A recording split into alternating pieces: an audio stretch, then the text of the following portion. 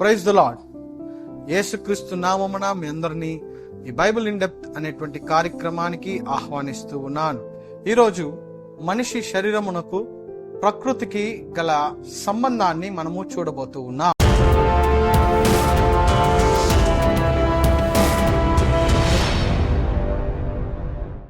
ప్రకృతి అనగా పంచభూతములు అని అంటూ ఉంటారు.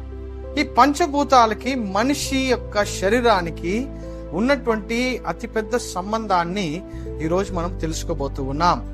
ఈ పంచభూతములు అనగా భూమి, గాలి, నిప్పు, నీరు, ఆకాశం. ఈ 5 విషయాలే పంచభూతాలు అని అంటారు. మనిషి శరీరము ఈ పంచభూతాలనే ఈ 5 అంశాలతోనే నిర్మించబడి ఉన్నది. అది ఎలాగో మనము చూద్దాం. మొదటిది భూమి. భూమి అనగా మట్టి.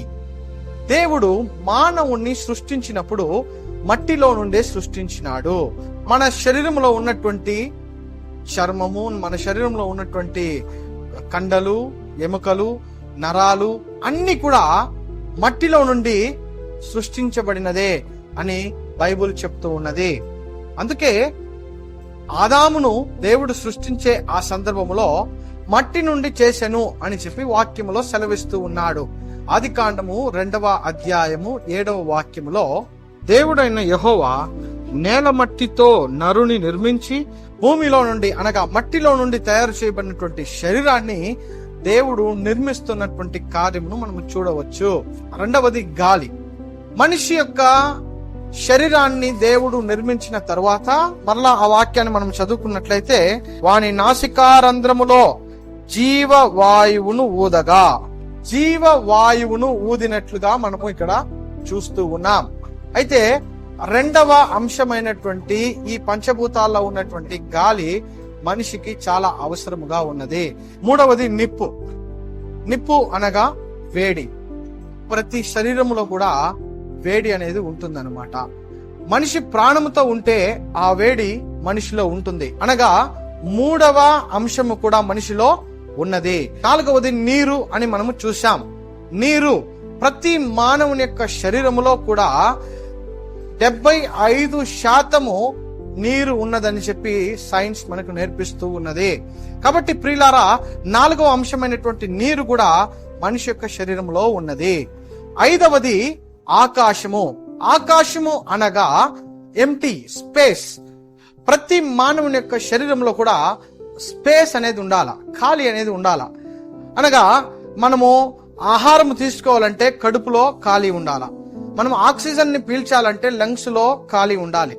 రక్తమును హార్ట్ పంప్ చేయాలంటే హార్ట్ లో ఖాళీ ఉండాల. ఇలాంటి అనేకమైనటువంటి ఖాళీలు కూడా మన యొక్క శరీరంలో చాలా చాలా అవసరముగా ఉన్నది. ఈ 5 పంచభూతాల్లో ఉన్నటువంటి 5 విషయాలు కూడా మానవుని శరీరంలో ఉన్నదని మనము గ్రహించవచ్చు. ఇప్పుడు ఈ 5 విషయాలు కూడా మనిషి యొక్క శరీరంలో ఎక్కువ తక్కువ ఉండకూడదు. అన్ని సాధారణముగా ఒకే స్థాయిలో ఇంతే ఉండాలని సైన్స్ మనకు నేర్పిస్తూ ఉన్నది. ఒకవేళ మొదటిది భూమి అనగా మనిషి యొక్క శరీరము, కండలు ఇవన్నీ చేయబడినవి. ఇది ఎక్కువ ఉంటే దీన్ని ఏమంటారంటే ఒబిసిటీ అంటారు. తక్కువ ఉంటే అండర్ వెయిట్ అని అంటారు. అదే రీతిగా 2వది శ్వాస. మనం తీసుకున్నటువంటి శ్వాస కూడా ప్రతి మనిషికి కూడా ప్రతి నిమిషానికి 12 నుండి 20 సార్లు శ్వాస తీసుకుంటాడు మనిషి. దీనికంటే ఎక్కువ సార్లు తీసుకుంటే దానికి ఒక వ్యాధి అంటారు, దానికంటే తక్కువ తీసుకుంటే అది ఒక వ్యాధి అని అంటారు. మరలా శరీరంలో ఉండవలసినటువంటి వేడి, ఈ శరీరంలో ఉండవలసినటువంటి వేడి 98.6 ఫారెన్హీట్ లో ఉండాలి. దానికంటే ఎక్కువైతే దానికి పేరేమంటారంటే జ్వరము అని అంటా ఉంటారు. దానికంటే తక్కువైతేనో అది కొంచెం ఇబ్బందికరమే. అందుకే మనుషులు కొంతమంది చాలా అనారోగ్యంతో పడకలో ఉన్నటువంటి మనుషులు, చనిపోవటానికి దగ్గరలో ఉన్నటువంటి వారికి కాళ్ళన్నిటినీ ఇట్లా రుద్దుతూ ఉడుకు చేస్తూ ఉంటారు. ఎందుకంటే శరీరం నుంచి వేడి బయటకు వెళ్ళిపోతే అతను మరణిస్తాడని చెప్పి ఇలాంటి విషయాలు చేస్తుంటాడు. కాబట్టి ఇవన్నీ కూడా సాధారణ పరిధిలో ఉండాలని ఈ యొక్క సైన్స్ మనకు నేర్పిస్తూ ఉన్నది.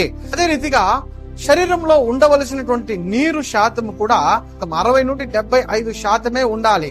దానికంటే తగ్గినా ప్రమాదమే, దానికంటే ఎక్కువైనా ప్రమాదమే. ప్రియులారా, ఇవన్నీ కూడా భూమికి మానవునికి సంబంధించినదిగా ఉన్నది. భూమిలో చెట్లు పెరగాలంటే దానికి కూడా గాలి అవసరం అవుతూ ఉన్నది. అదే రీతిగా ఈ భూమిలో చెట్లు పెరగాలంటే దానికి కూడా వేడి అవసరం అవుతూ ఉన్నది. ఈ భూమిలో ఉన్నవి ఏది జరగాలన్నా కూడా నీరు అవసరం అవుతూ ఉన్నది. ఈ భూమికి ఏదైతే అవసరం ఉందో అవన్నీ మనిషికి కూడా అవసరం. మనిషి కూడా దాని చేతనే నిర్మించబడి ఉన్నాడు. మీకు ఒక విషయాన్ని నేను చెప్తున్నాను. భూమిలో ఈ యొక్క భూమి యొక్క విశాలములో 75% నీళ్లు ఉంటుందని, సముద్రాలు ఉన్నాయని మనము సైన్స్ లో చదువుకొని ఉన్నాం. శరీరంలో కూడా 75% నీరు ఉంటేనే ఆ మనిషి ఆరోగ్యంగా ఉన్నాడని అర్థము. ప్రియులారా, అయితే ఇవన్నీ కూడా సరైనటువంటి పరిధిలో ఉండవలసినటువంటి అవసరం ఉన్నది. ఇప్పుడు ఇవన్నీ ఉన్నాయి. ఇవన్నీ ఉంటే మనిషిగా ఉన్నటువంటి ఈ వ్యక్తి ఇతను మరణిస్తే ఏమవుతుంది అంటే, మొదట తనలో ఉన్నటువంటి శ్వాస ఆగిపోతుంది, అనగా గాలి నిలిచిపోతుంది. రెండవది, తన శరీరంలో ఉన్నటువంటి వేడి తగ్గిపోయి చల్లగా మార్చబడతాడు. మూడవది, శరీరంలో ఉన్నటువంటి నీరంతా కూడా 24 గంటల సేపు తర్వాత ఆ నీరంతా కూడా మనిషిలో కనబడదు. అదే రీతిగా ఆ మనిషిలో ఉన్నటువంటి విశాలము కూడా, ఎంప్టీనెస్ కూడా అన్ని కూడా పేపర్ లాగా మారిపోతుంది. ప్రియులారా, ఇవన్నీ అయిపోతాయి. ఈ శరీరం మాత్రం మిగిలి ఉంటుంది. ఈ శరీరాన్ని, మట్టి నుండి తీయబడినటువంటి శరీరాన్ని మరలా మట్టిలో పాతి పెట్టబడినప్పుడు ఆ శరీరము కూడా కొన్ని రోజుల తర్వాత ప్రతి ఎముక, శరీరంలో ఉన్నటువంటి కండలు అన్ని కూడా మట్టికి, మన్నుగా మార్చబడుతుంది. అయితే ఎక్కడి నుండి వచ్చినదో అక్కడికే మరలా మన శరీరాలు కూడా వెళ్ళిపోతూ ఉన్నది. ఆదికాండము 3వ అధ్యాయం 19లోనే ఆదాముతో దేవుడు ఇట్లా అంటున్నటువంటి మాటను మనం గమనించాలి. నేల నుండి నీవు తీయబడితివి, నీవు మన్నే గనుక తిరిగి మన్నైపోదువని చెప్పెను. ప్రియులారా, శరీరము మట్టి నుండి తీయబడింది. ఈ ప్రకృతిలో ఉన్న అన్నిటినీ కూడా దేవుడు మనలో పెట్టి మనలను సృష్టించినాడు. మనం మరణిస్తే ఎక్కడెక్కడి నుండి వచ్చాయో మరలా ఇవన్నీ అక్కడికే తిరిగి వెళ్ళిపోతుందని బైబిల్ చెప్తూ ఉన్నది. కాబట్టి ప్రియమైన వాళ్ళరా, ఈ తాత్కాలికమైనటువంటి భూమిలో ఈ తాత్కాలికమైనటువంటి శరీరాలతో జీవిస్తున్నటువంటి మనము, ఈ శరీరాలు మనం మరణించిన తర్వాత మట్టికి మన్నుగా మార్చబడటం ఖాయము. కానీ ప్రియులారా, క్రైస్తవులైనటువంటి మనకు ఒక ఆశీర్వాదం ఉన్నది. క్రైస్తవులైనటువంటి మనకు దేవుడు అనుగ్రహించిన గొప్ప ఆనందకరమైనటువంటి విషయం ఒకటి ఉన్నది. ఈ శరీరము కంటే దేవుడు మనకు ఒక మహిమ శరీరమును సిద్ధము చేశాడు. మహిమ శరీరాన్ని ఇవ్వటానికి సిద్ధముగా ఉన్నాడు. ఫిలిప్పీలకు రాసిన పత్రిక 3వ అధ్యాయము 20-21వ వాక్యము. మన పౌరస్థితి పరలోకమునందున్నది.